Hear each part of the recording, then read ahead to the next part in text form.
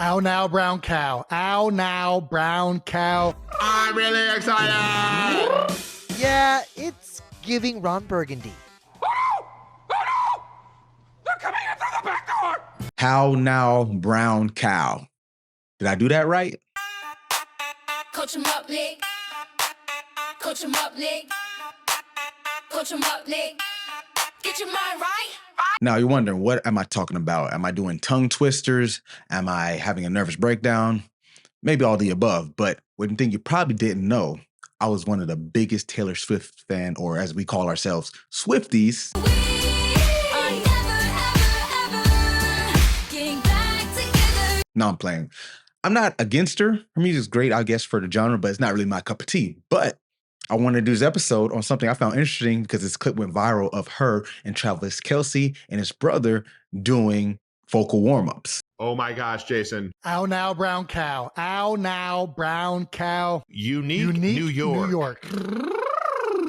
See, now that's Now, if you don't know, I used to be a musician myself, not a singer, but I used to rap and make beats. I've written hundreds of songs, recorded hundreds of songs, but I can see the relevance for this. And as always, I got to make something into a mental coaching lesson here on Coach 'em Up, Nick. So the first thing is first, let's get into the neuroscience of it. Now, my background is mostly in psychology, but neuroscience, psychology, they have a lot of carryover and they can't have one without the other, kind of like love and marriage. But basically, neuroplasticity, this is how our brain is able to change. And the more we get better at things and practice them, it makes it so our brain automatically is going to default to what it is. So when they're doing these different tongue twisters or priming the vocal flows, it's something in our brain called the Broca's area, which is associated with speech production. So this is a way to kind of build up that mental muscle. You see what I did there by practicing these different tongue twisters, but it also carries over to the fact that you're getting that lessened cognitive load, because when we're singing and performing, if you ever had to perform in front of someone, whether it be a play in middle school or you actually are a musician or singer, there's a lot of pressure. And a lot of times, no matter how much you prepared, that stress of looking at a bunch of people in the eyes can make you forget your lines or mess up or just plain out choke. Now, this doesn't mean that if you don't practice this stuff, you're just going to do horrible on stage, but it's a way to kind of get you into that mindset. And this is where kind of the mental coaching side of it comes in, because when you are performing, you can't be too tense. You got to be kind of loose in the moment. We call that the flow state. But the only way to truly get there is to being in a state of mind where we're not overthinking, because usually when you try hard, you die hard. So a way to bring this back is by doing mental rehearsal or a pre-performance routine. So while this could double as getting her actual speech and voice ready, it's actually getting her set to say, okay, if I'm doing these warm-up drills, I'm getting into the motion of what I'm about to do. Now, how I could do this in my way with Mind Body One, we could add more cues to it. So if you're saying a tongue twister, they were saying how now, brown cow. Now adding maybe a physical cue with it. So I'll use a different one like Peter Piper. Let's use that one. So let's say every time I say a different bar, I change my hand up and down. Now it may look ridiculous on the screen, but it takes motor control. So we're talking about the brain using the physical aspect of performing, but then we have to use vocal. You're like, what is this guy doing? So if I said Peter Piper picked a peck of pickled pepper, how many pecks of Peter Pepper? See, I messed up and I need to do it right. So Peter Piper picked a peck of pickled peppers.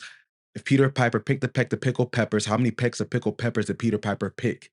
So it took more cognitive load than thinking for me to switch my hands up and down, even though that's an easy task on its own. But adding the vocal cues made me mess up the first time. Now let's see if I can do it just not doing anything at all but the speech. Peter Piper picked a peck of pickled peppers. If Peter Piper picked a peck of peppers, how many pecks of pickled peppers did Peter Piper pick? Now, I might have messed up a little bit in there, but you see how much faster that is? That's called the speed accuracy trade-off. Now, this is a way we get more familiar with things. We can do it faster, but we risk doing it wrong. Or if we do it slower, we can do it better and more efficient, but we risk doing it slow and not fast enough. So this is bringing it to the point where now we understand like getting our mind ready to perform from like the mindset aspect, but also from the neurocognitive side of how do we make sure we're not overwhelming ourselves to perform. But what about the aspect of let's just have a good time, right?